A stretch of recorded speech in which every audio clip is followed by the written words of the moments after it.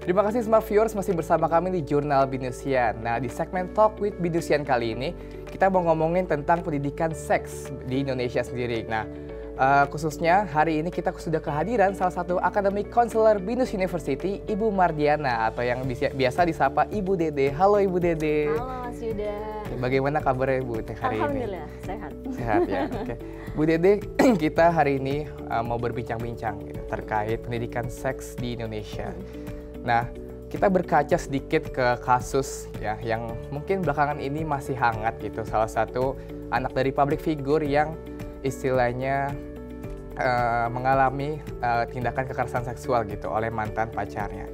Nah, bisa dibilang salah satu penyebab utama dari kekerasan seksual ataupun pencabulan terhadap anak itu karena kurangnya pendidikan atau edukasi seks sendiri di Indonesia. Nah, kita tahu bahwa edukasi seks di Indonesia sendiri itu sangat tabu gitu, Bu. Nah, mengapa demikian? Kok masih tabu gitu di Indonesia sendiri? Oke. Kenapa masih tabu? Karena tidak dibiasakan mungkin ya, Mas Yuda.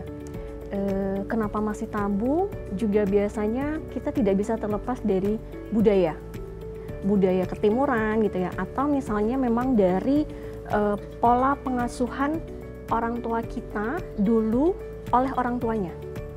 Misalnya nenek kakek kita gitu ya, memberikan sex education atau tidak ke orang tua kita belum tentu.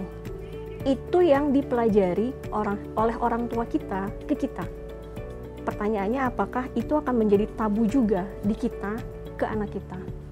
Jadi biasanya memang yang pertama itu karena masalah budaya dan ketabuan itu sendiri.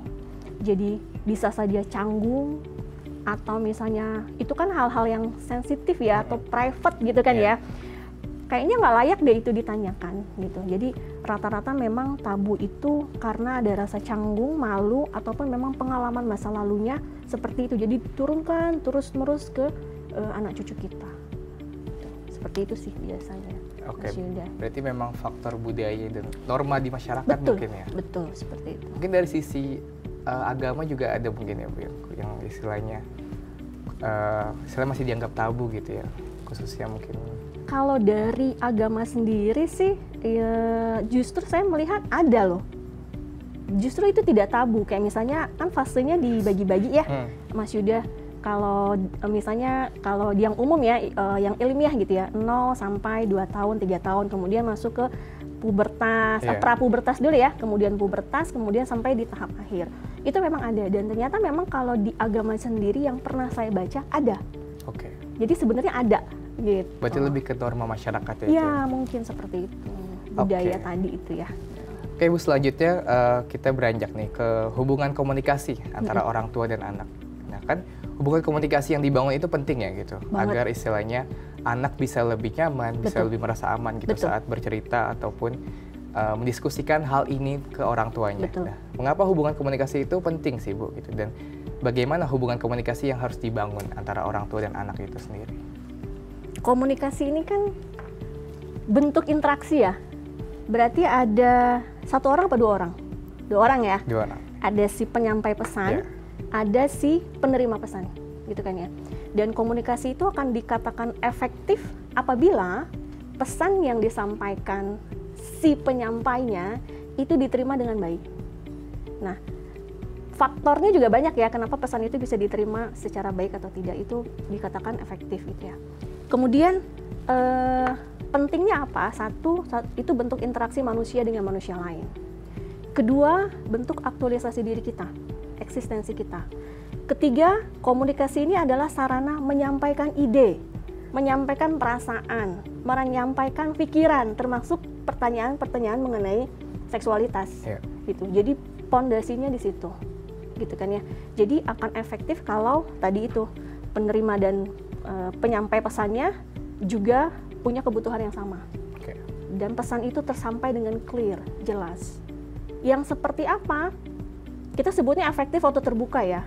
Benar dulu sebenarnya komunikasi tadi, komunikasi yang baik dan benar gitu ya. Mungkin kalau boleh sedikit dibalik adalah benar dulu gitu, karena baik belum tentu benar. Tapi kalau benar insya Allah baik gitu kan ya. Yang benar yang seperti apa gitu kan ya.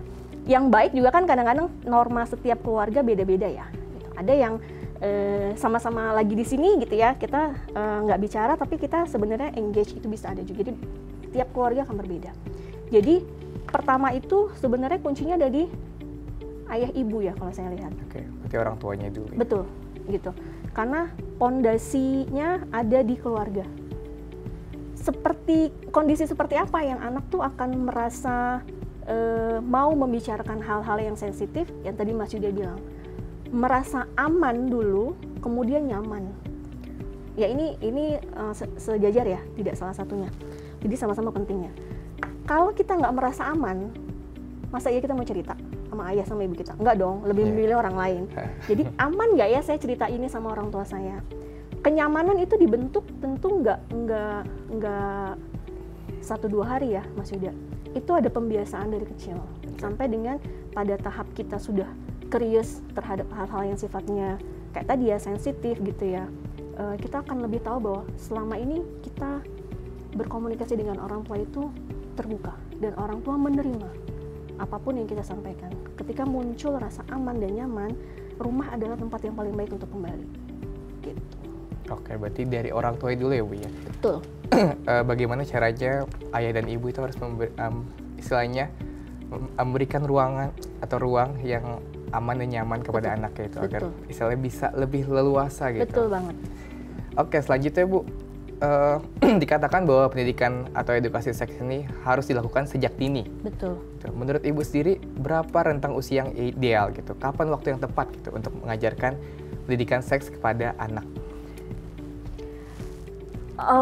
Toddler bisa ya. Sebenarnya dari 0 tahun itu udah bisa sih Mas Yuda. 0 tahun? Iya, betul. Kemudian biasanya akan beranjak, kita bilang bertahap ya Mas Yuda. Memberikan sex education itu bertahap. Bertahap itu artinya ada rentang usianya, tadi Mas Yuda bilang. Kalau usia sekian, metodenya apa, topiknya apa, jangan kebanyakan topik juga gitu kan ya. Misalnya bisa diawali, saya nggak akan bahas semua, mungkin saya bahas di tahap fase awal sama yang remaja ini ya.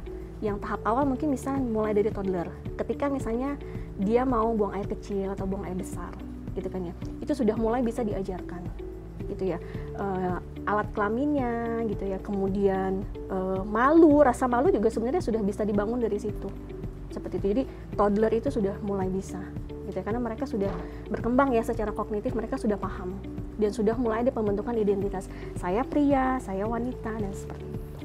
Berarti dari hal basic dulu terkait perbedaan gender gitu ya, laki-laki dan perempuan gitu, agar bisa lebih memahami dirinya sendiri juga. Betul. Oke, selanjutnya ngomongin soal aspek penting apa aja sih Bu yang istilahnya kita harus pahamin sebagai orang tua ketika ingin menjelaskan edukasi seks, mungkin dari concernnya terhadap anak ataupun batasan-batasannya apa aja sih Bu, topik-topik yang bisa dibicarakan gitu. Ya tadi kalau misalnya di awal gitu ya, di usia-usia awal ya tadi kita bisa memulai dari jenis kelamin. Kamu laki-laki, kamu perempuan, gitu kan ya.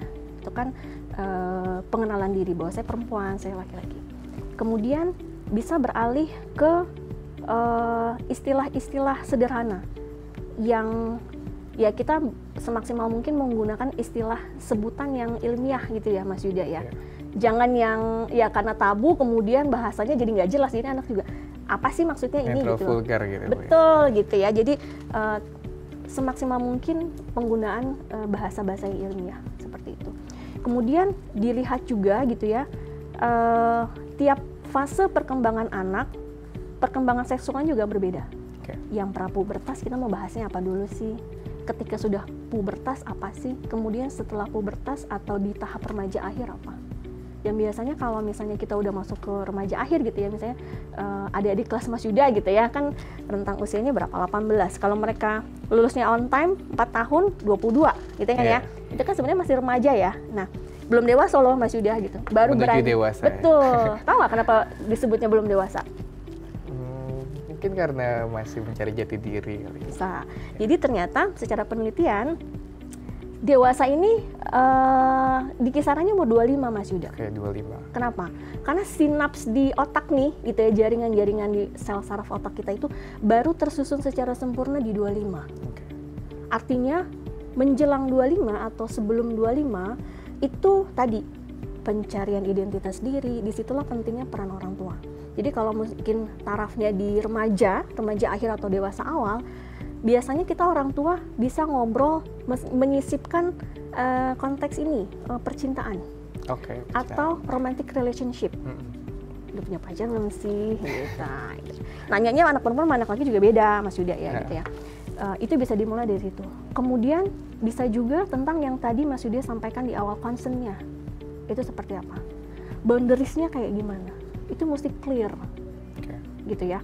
Dari awal sudah, tetapi semakin kita matang, semakin anak-anak kita matang, mereka umumnya semakin menyadari, ini loh boundary saya. Ini loh batasan saya. Gitu. Jadi semaksimal mungkin orang tua masih terus mendampingi sih sampai dengan kisaran di usia itu.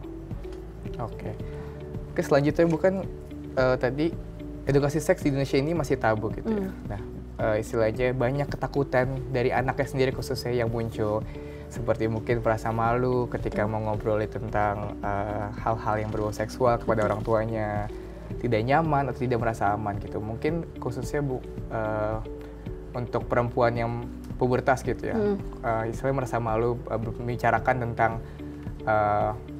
istilahnya menstruasinya begitu. Nah, bagaimana sih Bu pendekatan komunikasi seperti apa yang orang tua butuhkan gitu agar istilahnya mereka tuh siap gitu ketika anak-anak tuh menanyakan hal-hal yang istilahnya sulit atau belum siap dijelaskan gitu ke dia. Bagaimana caranya? Cara si orang tuanya ya? Oke. Tadi saya bahas di awal bahwa pembiasaan komunikasi itu kan tidak datang secara tiba-tiba. Ada bonding yang dibuat dari awal gitu kan ya. Itu perlu dipertahankan. Semakin dewasa kita, umumnya engage kita dengan orang tua juga akan biasanya renggang. Kemana beralihnya? Ke teman. Alih-alih dia dapat informasi. Betul, dari teman, dari internet dan segala macam. Jadi kalau tadi ditanyakan, kalau misalnya kita tidak bisa menjawab apa yang dia tanyakan gitu ya. Sepanjang dia, syukurnya gini nih Mas Yuda, kalau anak masih bertanya sama kita, itu sih yang ngucapnya alhamdulillah gitu. Berarti kita dipilih dia untuk menjadi tempat yang aman dan nyaman untuk bertanya hal apapun. Kemudian jangan judgement, gitu ya. Kamu dengar dari mana gitu kan ya? Atau kamu udah pernah melakukannya, itu udah judgement tuh. Itu yang akhirnya bikin anak-anak menjadi khawatir untuk cerita. Takutnya. Betul, takut. Padahal kita cuma nanya doang gitu kan ya. Tapi ada judgement seperti itu. Jadi dihindari. Jadi kalau tadi disampaikan komunikasi yang efektif itu, kita punya dua telinga ya, satu mulut. Artinya lebih banyak apa sih? Dengar ya. Menyimak. Anak ini cerita apa? Apapun itu. Kondisi apapun itu. Dan umumnya kita sebagai orang tua menerima apapun itu. Kalau ada satu dua hal yang mereka tanyakan kita tidak bisa menjawab, ini pentingnya kita jadi orang tua terus upgrade ya Mas Yuda. Sampaikan bahwa yang ini mama belum bisa jawab, boleh nggak kasih mama kesempatan untuk cari tahu dan pelajari, nanti kita bahas lagi. Sehingga anak merasa percaya, dianggap penting, eksistensinya hadir di kehidupan orang tua, dan mereka nggak ragu untuk nanya. Jadi pondasinya mungkin dari itu dulu kali Mas. Oke, nah itu dia Smart Viewers kurang lebihnya diskusi tentang edukasi seks dengan Ibu Mardiana. Nah, bahwa diketahui penting banget ya gitu bagi orang tua sendiri untuk mengajarkan tentang hal-hal edukasi seks kepada anak sejak dini gitu. Karena memang ya hal itu menjadi penting agar istilahnya anak tidak istilahnya melakukan hal-hal yang di luar atau yang tidak diinginkan nantinya. Nah, Smart Viewers, itu dia kurang lebihnya diskusi bersama Ibu Mardiana. Terima kasih sekali lagi Ibu Mardiana sudah berkenan diskusi datang ke studio hari ini. Terima kasih juga. Semoga ilmu yang dibagikan oleh Ibu Mardiana juga bermanfaat bagi Smart Viewers dan juga orang tua di luar sana. Amin. Nah, jangan kemana-mana dulu Smart Viewers karena saat lagi masih akan ada informasi menarik lainnya. Jadi stay tune di Jurnal Binesian.